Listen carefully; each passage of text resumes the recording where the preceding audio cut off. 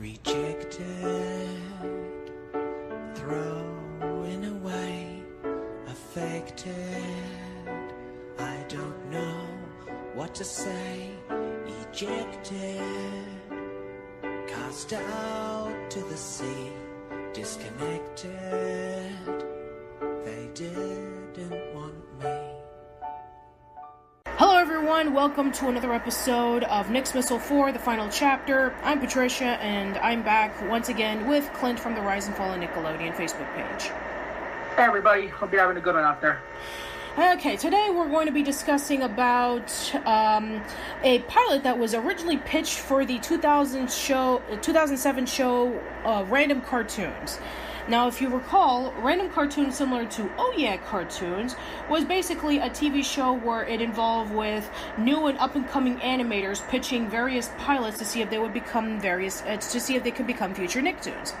Now, a few years ago, we discussed about this in Nicksmissal 2, where we talked about Adventure Time, which was originally going to be pitched to Nickelodeon, but it was rejected twice.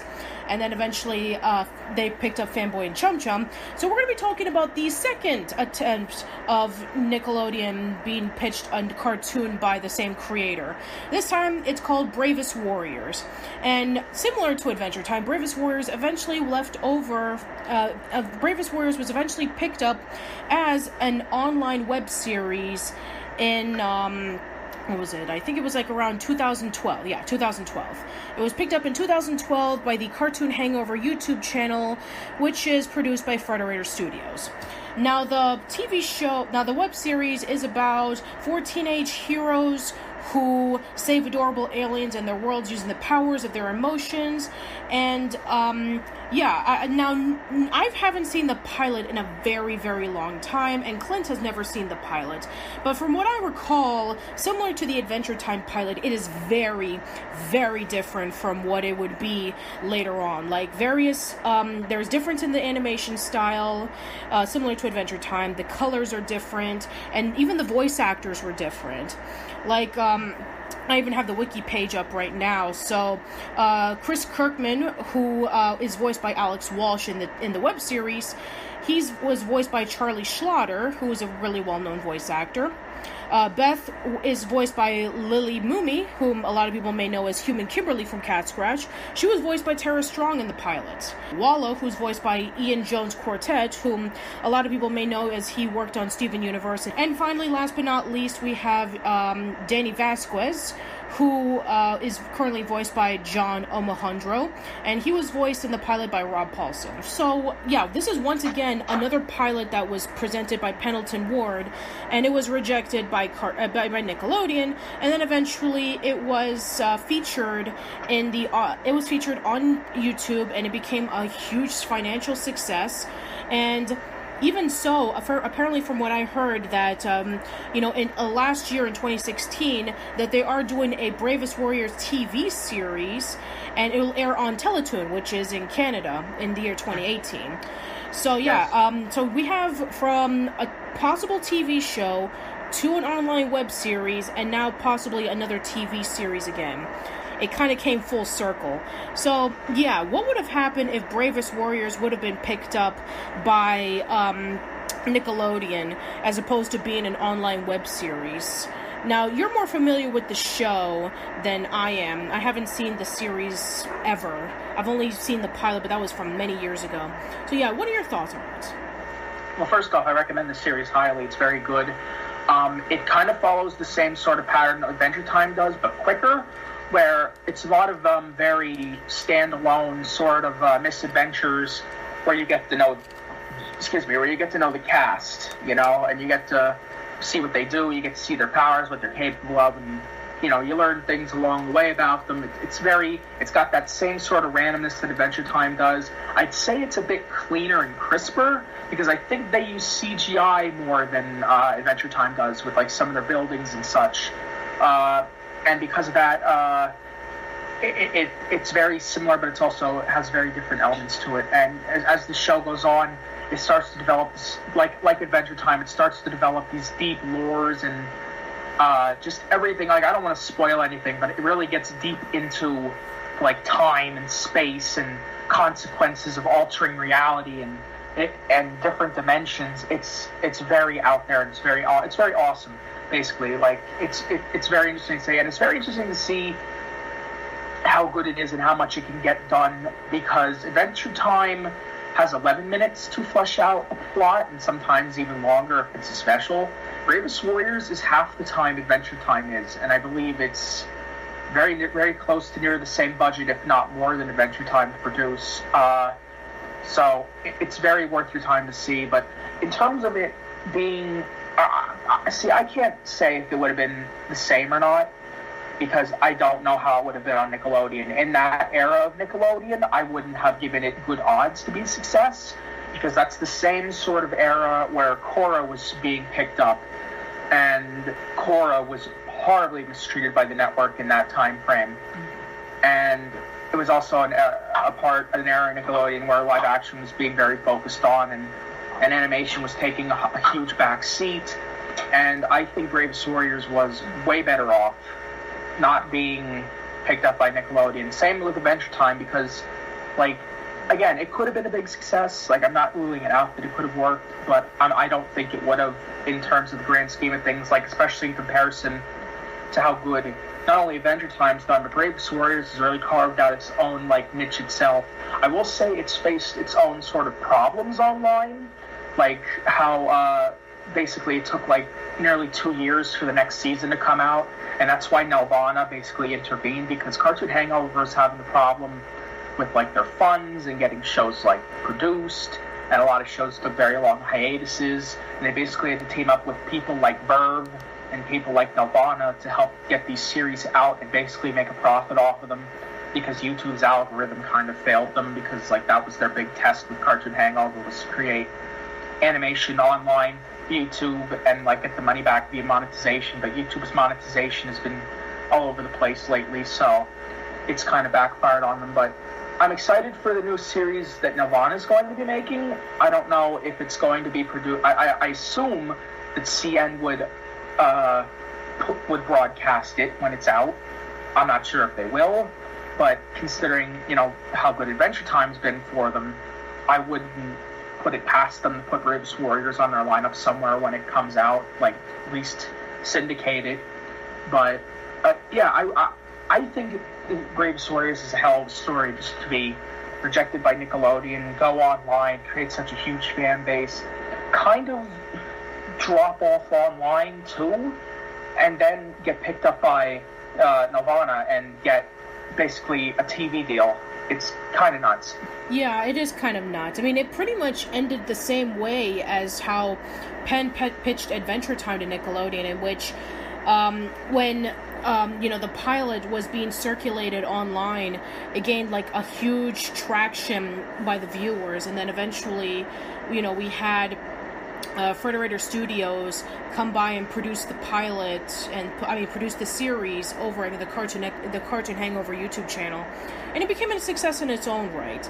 And maybe the hope and possibilities of Cartoon Hangover being like this mainstay of a whole bunch of brand new exclusive original cartoons being featured online, it didn't work out, but not because they didn't try. It's because of YouTube's inconsistent algorithms and making money and stuff like that.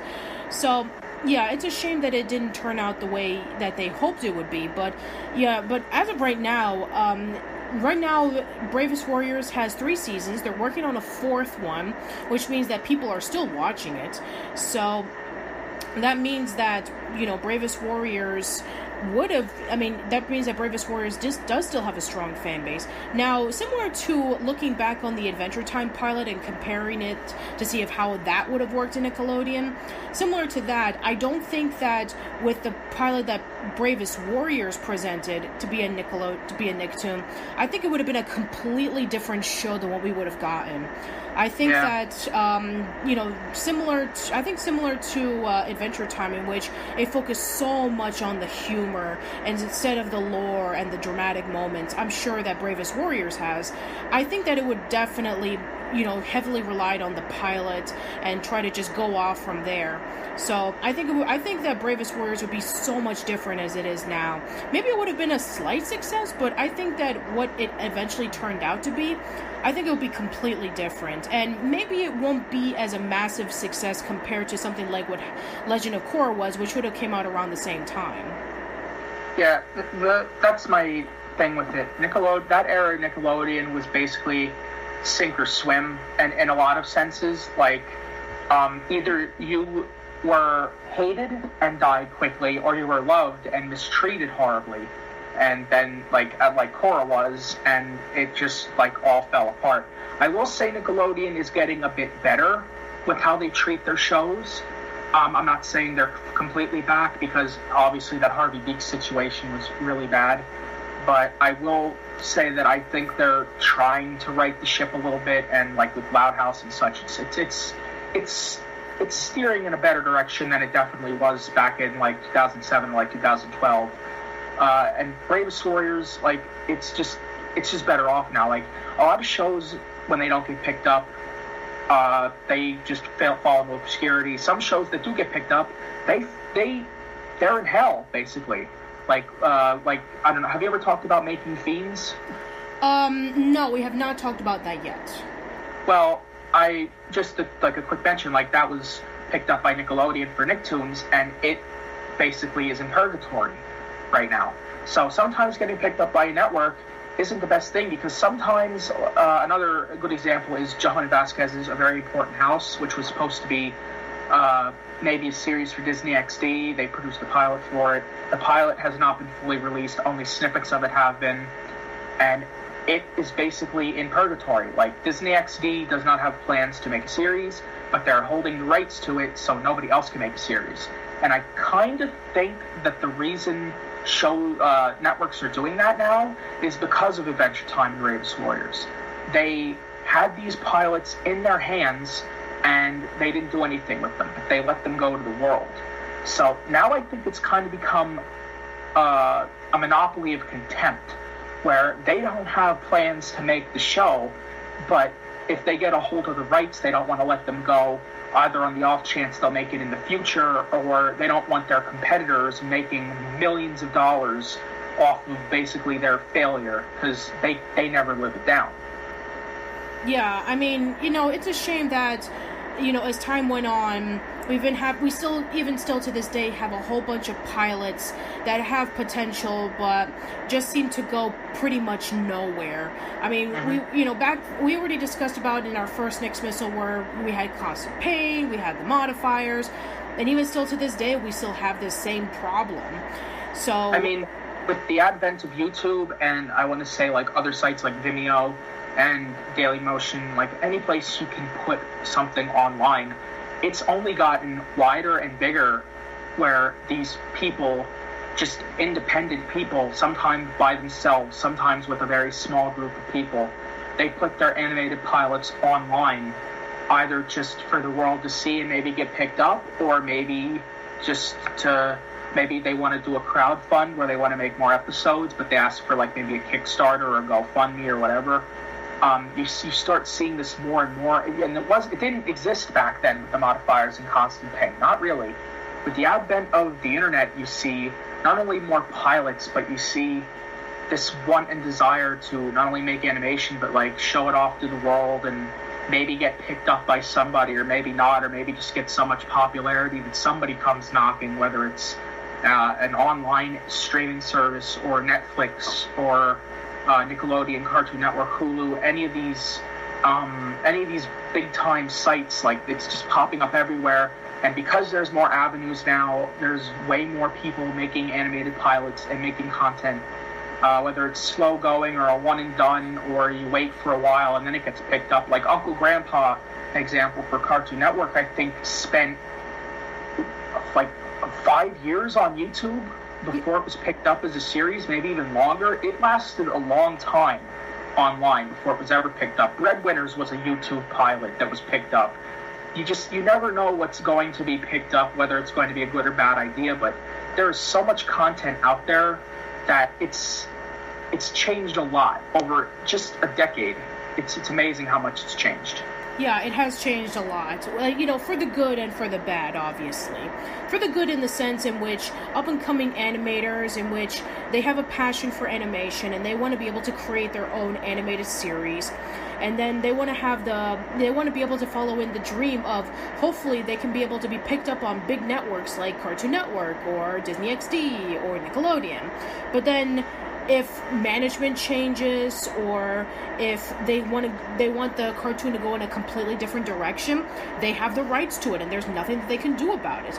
A few weeks ago, we even talked about this for Terrytoon, in which a guy who had a passion for bringing back an old cartoon series from from back in the day, like for decades ago, and because management pretty much didn't care about the project, they just animated and did whatever they want with it, and it turned out to be a disaster, and the creator pretty much regrets the pilot's creation. So you take it with a grain of salt. You either want to, because we have the internet, you either want to try to make it on your own and see if you can be able to create the next big Bravest Warriors, then go for it. But once again, YouTube ad revenue has been really inconsistent, and also if creating something original online is very difficult. In this day and age online, everybody is leaning towards nostalgia. So if you're not creating an animation that involves with like a video game character or a popular meme or something, then unless it becomes really, really popular, it's going to be really difficult. I think something that a lot of people veer towards with these animation pilots is, well, some of them do veer towards nostalgia. I do think some of them do it in more subtler ways. Like with Plaza Turbo, which was it didn't have any classic characters. It had its own characters. It had its own things. But it had very subtle hints at nostalgia, like video game references or like little things in the background. And I think a lot of shows do that now. And I think there is a place for it. But I do think that, yes, we are in the age of revivals and reboots. So in order for original content to really sneak through, sometimes it's best to be a part of a great show before you do it. Like Adventure Time basically branched out so many shows, like Steven Universe, and Clarence is from Adventure Time crew, and that another new show, Craig of the Creek, is going to be coming. That's from Steven Universe's crew. Sometimes one of the best routes to get a pilot out there is to be a part of an existing show and being a part of that staff. Yeah, and it all pretty much started with Adventure Time. A lot of the people who worked on Adventure Time eventually branched out to Steven Universe. A lot of the people who branched out to Steven Universe went to create Clarence and a whole bunch of other shows. So, yeah. Some that are still upcoming. Like, it spanned literally a decade. Yes, and it all started from Pendleton Ward wanting to pitch a few pilots over to Nickelodeon, and they never had the opportunity to accept it. They rejected Adventure Time twice. They clearly did not accept Bravest Warriors, so yeah, Nickelodeon lost an opportunity to have a whole decade's worth of brand new animators and creators and artists to be at their disposal. And it only took until, like, Legend of Korra and TMNT to kind of bring themselves back to slightly normal. Yeah, and here's another fun fact for you. Those weren't the only ones that Nickelodeon screwed up with. They also had a chance to have, Danny Antonucci said in an interview, he faxed Nickelodeon and Cartoon Network about Ed, Edd n Eddy, like his pitch, and he said Cartoon Network won because they got back to him first. And for one that's really out there that I didn't know about until recently, The Proud Family was pitched to Nickelodeon, and I believe it was rejected, and it went to Disney. Yeah, we actually discussed about that in our second Nicksmissal, that The Proud Family, the reason why that didn't get picked up was because Nickelodeon didn't want it to be in the way of the Carmichael spin-off. They felt that two shows based off of an African-American family running together at the same time, they thought that it was too similar to one another, and they wanted to go with the Carmichaels instead, but look how that turned out. We never got the Carmichaels. Yeah, there was a couple things at Rugrats that probably didn't happen, or like preschool days should have never happened. Yeah. But yeah, overall, yeah, Bravest Warriors, in my opinion, like, just to sum it up, it's just, would it have been good? I don't know. Is it way better off now? Yeah. Sure. Overall, I do think that Bravest Warriors, I don't think it would have done well in Nickelodeon. I think it would have been a completely different show. I don't know if it would have been like the Kickstarter to what, Legend of Korra and TMNT eventually did for Nickelodeon. So overall, I do think that Bravest Warriors being an online series, I think it was for the best. Yeah, I agree. Alright, well, I think that should be it for this episode. So, Clint, why don't you plug and promote your stuff? Alright, well, if you want to follow me on Facebook, it's facebook.com/The Rise and Fall of Nickelodeon. We're nearing 100,000 fans. I hope you can join up. And for other social medias, I'm on Facebook at RiseFall, not Facebook, I'm at Twitter at RiseFallNick. And YouTube is hopefully going to be starting up at some point. I won't give an exact date. I don't know when it's going to start up. I'm getting a new computer. New stuff's being put in the works. I'm really excited about it. But overall, if you want to subscribe to there, it's youtube.com/Trayfon, and I hope you can join the ride there. It means a lot to me. All right, that should be it for this episode. Tune in next time as we start wrapping up Nicksmissal 4. So, see you next time. Bye, guys.